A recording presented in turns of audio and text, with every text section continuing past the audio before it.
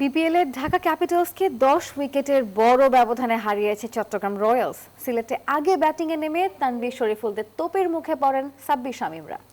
মাত্র 122 রানেই গুটিয়ে যায় সাকিবের দল ঢাকা ক্যাপিটালস। জবাবে কোনো উইকেট না হারিয়েই লক্ষ্যে পৌঁছে বিসিবির দায়িত্বে থাকা চট্টগ্রাম রয়্যালস। সিলেট থেকে আশিক সারোয়ার রিপোর্ট। একদিন পরই ঘোষণা হবে বিশ্বকাপের দল। সেই দলে সুযোগ পেতে শুক্রবার বিপিএল এর শেষ ঝলক দেখাতে হতো সাব্বির রহমানকে। সাব্বির ব্যর্থ হয়েছেন, হতাশ করেছেন ভক্তদেরও। বিপিএল এ সাব্বিরের দল ঢাকা ক্যাপিটালস টানা 2 ম্যাচে পরাজয় বরণ করেছে। চট্টগ্রামের বিপক্ষে টসে হেরে আগে ব্যাটিংয়ে নামে ঢাকা ক্যাপিটালস। যুক্তরাষ্ট্রের 1 নম্বর জিম চেইন গোল্ড জিম এখন আবারও বাংলাদেশে।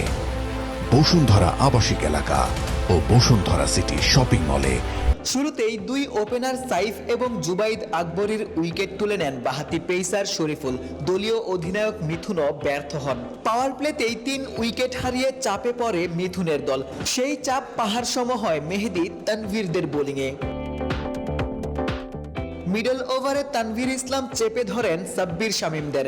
4 ওভারে মাত্র 8 রান খরচ করেন বিপিএল এর অন্যতম সেরা স্পিনার।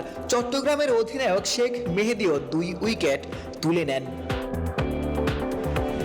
সাব্বির শামীমদের ব্যর্থতার দিনে খানিকটা লড়াই করেন ঢাকার বাঁহাতি অলরাউন্ডার মোহাম্মদ সাইফুদ্দিন। 9 নম্বরে নেমে দারুণ এক ক্যামিও খেলেন। তার দলীয় সর্বোচ্চ 33 রানেই 120 রানের গন্ডি পেরোয় ঢাকা ক্যাপিটালস।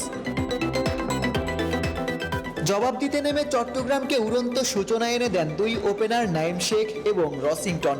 দুইজনেই 50 তুলে নেন। বিপিএল এর সবথেকে দামি ক্রিকেটার নাইম 54 রানের ইনিংস খেলেন। ইংলিশ ব্যাটার রসিংটনও অপরাজিত থাকেন 60 রানে। ঢাকার বোলাররা এই জুটি ভাঙতে না পারায় বিনা উইকেটেই লক্ষ্যে পৌঁছে যায় চট্টগ্রাম রয়্যালস। শরীফুল, তানভীর, শেখ মেহেদীর দুর্দান্ত বোলিং, নাইম শেখ, রসিংটনের আগ্রাসী ব্যাটিং। বিপিএলে 10 উইকেটের জয় পেয়েছে চট্টগ্রাম রয়্যালস। সেই সাথে 3 ম্যাচে 2 জয় নিয়ে টেবিলের দ্বিতীয় অবস্থানে চট্টগ্রাম রয়্যালস উঠে এসেছে। সিলেট আন্তর্জাতিক ক্রিকেট স্টেডিয়াম থেকে আশিক সারোয়ার, নিউজ 24।